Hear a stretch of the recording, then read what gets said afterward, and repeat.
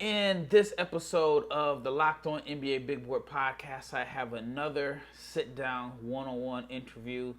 And the interview today is with Toumani Camara. Toumani played for Dayton, started off at University of Georgia, but before that, he came from Belgium.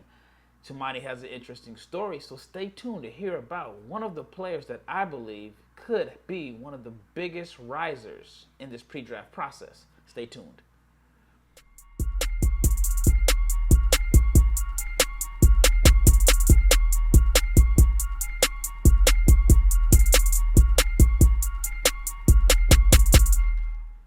Big shout out to each and every person that has made the Locked On NBA Big Board podcast your first listen of the day. I am your host, Rafael Barlowe, the director of scouting for NBA Big Board. And this interview was shot in Chicago. We had little difficulties. We actually recorded, I want to say earlier in the week, we were at the arena. And then when we started recording, they started blasting the music. So halfway through the interview, you had really loud music. The other half, we didn't have any music. Then when we recorded again the second time, I thought it was good to go. And that's when I had the issue where my memory card was swiped from the media area. So we ended up having to record this interview for the third time, like literally right before everything had wrapped up on Friday. And what's crazy was we had to go into the DePaul locker room because at the hotel connected to the arena, they had a big prom event. So it was a lot going on, but big shout out to Toumani for bearing with me to do this interview 3 times. He has a great story, and he's someone that I feel like I'll be in contact with over the years because he's just a really, really good guy. He's a good guy. It's very easy to root for him. And one of the things that really stood out to me about him was he knew what he wanted to do. He knew he wanted to play college basketball, and he left the comfort of his country in Belgium and moved to the United States at 16. And I know it probably happens more so with international kids coming to the United States, but just putting it into perspective, how many American kids could go move and live in another country at 16 years old to pursue a dream? It takes a lot of guts to do that. But anyway, I'll let him tell the story. Here is my one-on-one interview with Dayton's Toumani Camara. All right, so tell me about this experience here at the NBA Combine. It's an amazing experience, man. Great talent. Being able to be surrounded by great programs and great people looking at you and dissecting your game and being able to learn so much more about the game of basketball and be able to evaluate yourself against some of the best in your class. So amazing experience, one in a lifetime experience. So not taking it for granted. Really grateful for being here. I want to talk about your pro day. I was at your pro day. Yes, sir. And I don't want to sound biased, but I thought you had the best pro day out of all the ones I attended. You did a solo one, which is tough.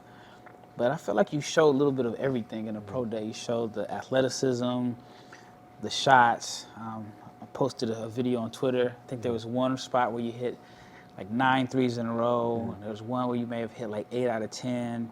I think there was one where it's like 11 out of 15, something crazy like that. Have you been putting a lot of work in and time on your shot? Yeah, I think it's something a lot of people tell me I need to get better at. So it's something I take really, really seriously. And trying to be my best every day, so trying to work on those areas when I need to, a lot of improvements. And I feel like I've always been a decent shooter. Just being able to expose that in games, I think something I've been struggling with throughout my career, but getting better every year. So something I wanted to show that day that I was more than just a capable shooter. So. Yeah, I thought it was impressive. And before your pro day, I was up in the stands and I was talking to a scout for a team, and we saw you coming out, and he was telling me how he likes you. So I was like, what do you think about him overall? He's like, man, we need a guy like that on our team, a guy that can defend 3s and 4s, that's athletic. And then he said, but I think his shot is coming along. And then 30 minutes later, he shot the lights out. So were you nervous, like doing a solo pro day in front of hundreds of NBA scouts and decision makers with all eyes on you? I wouldn't say I was nervous. It was, I know it was a big moment for me, something new. where all the eyes in the gym is literally just on you, and there's no other distraction. But at the end of the day, like something that my trainer was really trying to remind me throughout the workout was it's just a regular workout. You've been doing this for so long. You've been playing basketball for so long. So it's just another workout, just being yourself and just go as hard as you can and do what you've been doing since a young age. So that going into that workout with that mentality, I think really helped me just being myself and being locked in on me and nothing else. That's good that he simplified it. Mm-hmm. In reality, it wasn't another workout. Yeah. It was like a job interview workout because, I mean, it was hundreds of people just watching. You know, you're playing a game, there's 9 other guys on the court. They were just watching you. Well, like I said, you showed athleticism, you showed you can handle, you showed mid-range, and you showed that you can shoot the three. Was that something that you were looking to really show scouts so that you can be a 3-and-D rebounding machine? Mm-hmm. Yeah, I think throughout my career, I had a lot of different roles that I had to adjust to. And college basketball basketball in general is trying to be able to fit into a role and do what's best for the team and for the team's success. It's not only about you. So I think throughout my college career and throughout almost my whole career as a basketball player, I've been put into roles that does not show my full extent of my game, and there's nothing wrong with that. I think it's part of the game, being able to adjust to those things. And I just wanted to show things that maybe they didn't see throughout the year, maybe they didn't see throughout my career, and things that I've been working on since a really young age, and things that I think I'm really comfortable with, and so they can see a different part of my game. Now, what part of your game do you feel like you haven't been able to showcase? Me handling the ball a little more. I think my shooting, like I said, I feel like my shooting got way better. Being able to handle the ball, how athletic I am, and I feel like being able to play with in the mid-range area and just show my skill, being more comfortable with the ball and be able to do more than just one thing, and just being able to be versatile. Yeah, now I see you in like a role where you can be like a guy that can attack dribble handoffs and face up and beat smaller bigs off the dribble. But with the shooting, I mean, that just opens up a lot. Once they close out, you'll be able to attack the closeout. Let's go way back. You're from Belgium. Yeah. How in the world did you get to the United States from Belgium? So I started basketball at a young age, man. I was like 7, and then just fell in love with the game really fast, and then started asking myself a lot of questions on how I wanted to become a pro. If I wanted to be just a Division I player back in Belgium, or if I wanted to try to accomplish my dream, which was to play in the NBA, and that's what I really wanted to do. So I started really focusing on that. I started talking to my coach about it at a really young age, around probably 12, 13. And just wanted to have more answer about how to get there, what my possibility to get to that level. And one thing they told me is you got to go to college in the U.S. It's probably the best chance to get exposure for the NBA. And then how do I get to college? So he told me probably go to high school. So I was right for it. I mean, I was a 16, 15-year-old from Belgium, wanted to leave the American dream. So just looking forward to that opportunity. I think it was a no-brainer when my coach came in front of me with that opportunity to be able to leave at 16 in Hollywood, Florida for high school. So can't say no to that. Yeah, you have a unique story. You're a European, but you've spent enough time here, high school and college. What was your first thoughts when you landed? Like, did you land straight in Florida? Did you go straight to Miami? Yeah. So I landed in Fort Lauderdale. First thought, everything is big, palm trees everywhere, sun. It was blue sky. I was just like a dream. It was like a dream, man. It was like, I'm from Brussels, Belgium, so it's like a pretty big city for its country, but it's nothing compared to the U.S. or the highways are like 5 lanes and like everything is big. The food portion is way humongous, bigger. yeah. So we're fat here. So yeah, so yeah, the lifestyle was just so different, and to me, I was like in a movie at first. I think the first morning I was like in a movie, just had that smile on my face the whole time, and yeah, I think that was my first impression. Just happy to be here and enjoying as much as I could. I don't know if I told you, but I've been to Belgium. Yes, sir. Antwerp. Yes, sir. Okay. That's the only place I've been. and was there on my way from Paris to Amsterdam. All right, we'll have more from Toumani in a second, but I want to talk about building a championship team. And when you're building a championship team, you have to make sure that every player is the right fit. Well, it's the same for your car. Every part needs to fit just right. So the next time you need parts and accessories, you gotta head to eBay Motors. With the eBay Guaranteed Fit, you can be sure every part you need fits right the first time around. So all you have to do is just add your ride to My Garage, and you can look for the green check, and that will tell you if the part will fit, or you will get your money back. Because just like in sports, confidence is the name of the game when you shop on eBay Motors. And with over 122 million parts to choose from, you'll be back in the game in no time at all. So after all, it is easy to bring home a win when the right parts are guaranteed. So get the right parts, the right fit, and the right prices on ebaymotors.com. Let's ride. And the eBay Guaranteed Fit, it is only available for U.S. customers, eligible items only, and exclusions apply. Once again, big shout out to each and every listener that has made this the first, second, third, or fourth, fifth, even just the fact that you are listening to the Locked On NBA Big Board podcast is a big blessing. And in the next episode, it will be me and my co-host Leif Thulin. We haven't heard from Leif this week. Leif has been busy hosting Locked On Jazz. So if you are a Jazz fan or even a fan of Leif Thulin, who I think is going to be a rising star in this industry, check out Leif Thulin on Locked On Jazz. He's filling in for David Locke. But Leif will be on our episode tomorrow, and we'll just wait and see what we have to discuss. All right, here is Toumani. What was the biggest adjustment for you coming as a 16-year-old to a new country? Everything is new. The basketball is different. What was like your biggest challenge or adjustment? I think it was definitely the language.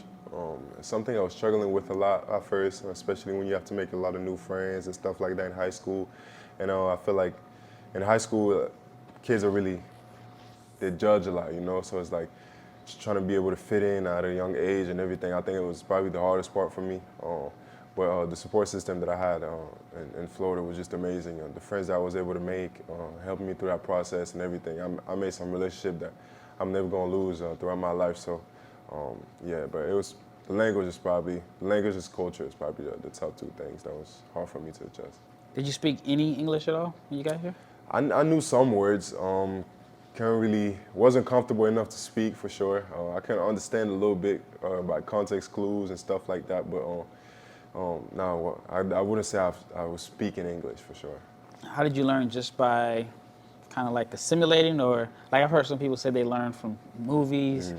I met a guy, he was Chinese. He said he learned English from watching 8 Mile. I've heard some people say they learn from rap music, which is probably like you're learning a totally different genre of English in a sense. But like, how did you learn English? Just speaking it every day, or been around it, or did you have to have like a teacher?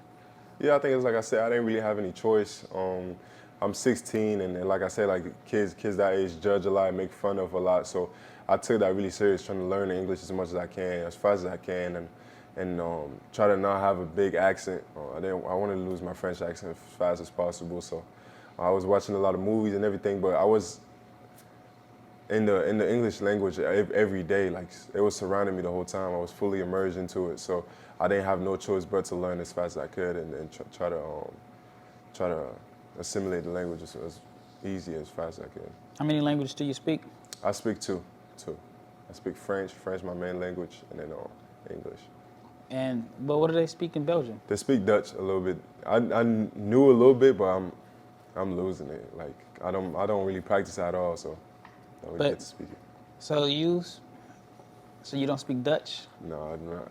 I know some words, but You grew up in the French. Is it like part of the country speaks a different language? Is that how it is? Yeah. So in Belgium, it's basically the north speak Dutch and the south speak French, and then my city, which is kind of like in the middle, splits both ends. Is a little bit of mix of both, but it's mainly French spoken. And what was the biggest difference between basketball in Europe and basketball in the States? I think it's the way the game is played. I feel like in Europe you learn so much about the concept system and being able to move the ball and play basketball without the ball. So you learn the fundamentals of playing basketball, like organized basketball. And I feel like in the U.S. it's really more skills, like being athletic, like young kids being in the weight room at a really young age. And in Europe, I didn't see no weight room. Like we don't have the same facilities also. So basketball is so different. But I feel like I'm glad that I've been through that at the age of 16, being able to learn so many things at a young age and come to the U.S. and be able to have a mix of both. I feel like it helped me to be who I am today. Yeah, my dream scenario is to like be a GM of a team in Europe and combine what we do here in the States and combine with the structure in Europe. But then again, you know, like this facility we're in now would be like the best facility in Europe. For sure. All right, let's talk about this season. He had a monster year. Do you have any eligibility left if you wanted to use it? Yeah, I have one more year. Yes, sir. And hopefully you don't use that. I don't think Yeah. We'll see how it got to go, but you had a great year. I think, I don't know, was it in January where you won, like, you went on like a streak where you was getting like, I don't know, like, did you win like Player of the Week like a couple times in a row or something like that?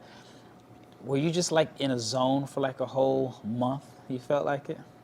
yeah, I feel like I was more locked in a way that I'm always going to try to do my best to get a win at the end of the day, whatever my team needs me to do. And I feel like we were going into a slump offensively, and I feel like it was my time to kind of like step up and do some things that maybe some of my teammates were struggling with and be able to compensate as much as I could. And I feel like this period I was feeling more comfortable with everything, whether it's mentally on and off the court. I felt like I was just feeling good in that period, and I was able to show my game at its fullest. So you were in Portsmouth, and you made the jump from Portsmouth straight to the NBA Combine. It may have been done before. I don't know off the top of my head if anybody's done that. So you basically skipped the whole G League camp, and then you were here at the Combine. How do you think you performed? I think I did pretty good. I feel like it was not my best performance for sure, but I feel like I showed who I am and what I'm about and how hard I played and with energy and everything. And offensively, I had it going the first 2 games, so I think that's what really helped me. And I think it's probably. All right, so how many interviews have you had here in Chicago? In Chicago, I only had 2. In Portsmouth, I did more than 20 in Portsmouth, so I think most of the team already had interviewed me. So I didn't think. I mean, that's how I'm viewing it, but I think that's probably why I didn't get that many interviews here. But that makes sense. Yeah. 20 interviews in Portsmouth. Yeah. I mean, I think that you were like the biggest or highest profile name in Portsmouth, and that's probably why you had all the interviews. What's the craziest question that someone asked you in any interview? They asked me if you had to go to dinner, you need to pick 5 people, dead or alive. Who would you go with? It's probably the craziest I've heard. The most ordinary I've heard for sure. That's not too crazy. No, it's not. Dylan Jones told me they asked him how many basketballs could fit in this room. I never heard that. So, have you had to do? Well, I guess today you had to do your medical stuff. What was that like for you? It was a long day. Yeah, it was a long day, man. We had to go to the hospital and do a bunch of X-ray, MRIs, and just making sure all the part of your body is being examined, so the team can have as much records as they can. So it was exhausting. It was a lot, but it takes what it takes, man. So yeah, it was a long day for sure. So you've been here since Saturday or Sunday? No, we got here Monday, I think the 14th, and then yeah. So yeah, Monday was the 15th. Yeah, so Sunday, I got here Sunday, yeah. So the combine is over. What does like the next 2 days look like for you? I'm leaving straight from here to Portland.